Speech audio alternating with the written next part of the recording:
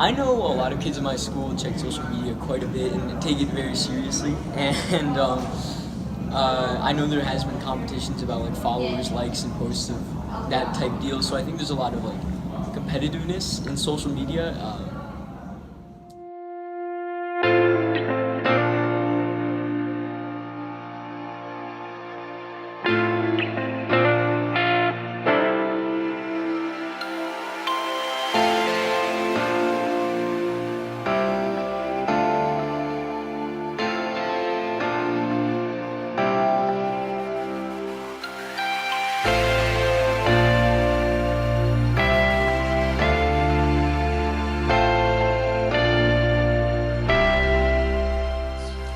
I do believe social media has an effect on students in class because social media provides a constant and immediate update of what's going on. So students now, they don't have to wait till after school or till lunch to hook up with their friends and talk about whatever's going on in their lives, whether it be school related or relationships or pop culture.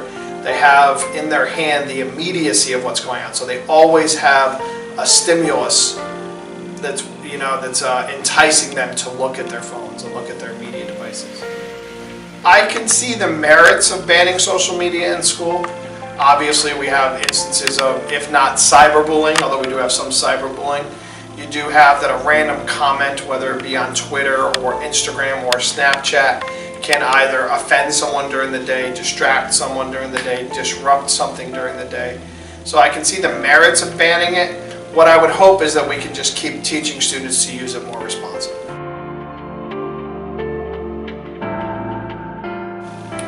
I think if I were superintendent, if I was in charge of an entire school district, my first outreach would be to parents. I really would try and explain to parents that while we understand why they may make a choice for their children to have a mobile phone or an electronic device, that it is an incredibly distracting thing in the classroom. I would explain to parents that while I understand the choice they made for their children to have a mobile phone or a mobile device on them, that those can be extremely distracting in the classroom. So I would ask the parents to talk to their children about responsible use. I would explain to parents that they sometimes are able to shut off phone usage during the day. They could contact their provider, whether it be Verizon or AT&T or Sprint or others, and for them to explore those options. I would ask them to support the school if their child's phone is confiscated during the day, or if their child is reprimanded by a teacher for misusing their phone. I would tell parents, if you can just support us at the beginning and understand there are no grave or serious consequences for that, then you'll help us establish better behavior in the schools.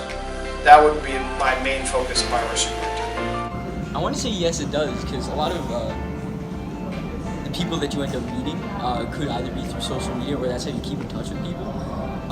So what ends up happening is that these little cliques form through social media or on social media based on who you follow, your followers, and your different popularity. So I do think it has like an effect on the social aspect to school. Well, again, I think the main thing there is, are they paying attention to what's going on in the classroom? So anything that distracts, anything that inhibits, anything that stops them or causes them to pause paying attention in class, they're obviously not going to retain as much information, whether it's reading, whether it's a lecture, whether it's a small group discussion.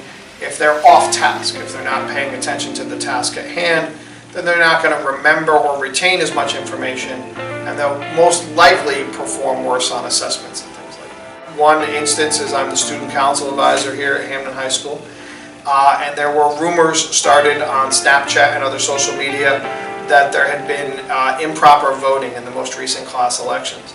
And it turns out those were all unfounded rumors, started, it seems, entirely by people who did not witness any wrongdoing.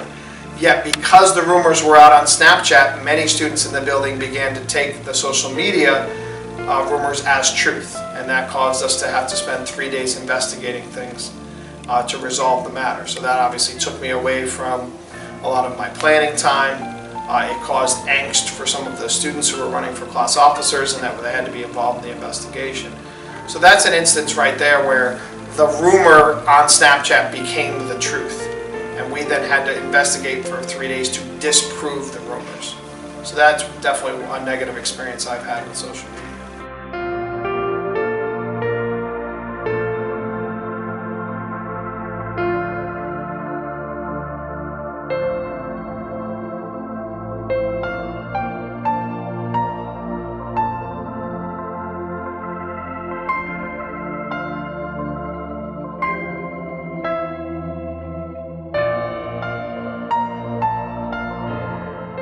Geo-listening collects information from sites like Twitter, Facebook, and Instagram, publicly accessible social networks.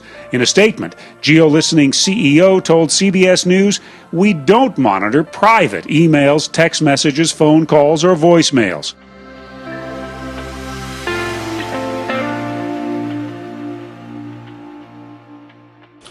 Social media can be a positive for students, but it's really only if they can measure it in a disciplined way. So social media can be used by students to communicate with each other. It can be used by teachers to communicate with the students. Of course, I'm talking about more regulated social media, like perhaps the Remind app or the Google Classroom. But we do know that colleges are using more and more social media to try and build a sense of community among students. In high school, I think it can be used, but it has to be very regulated and measured.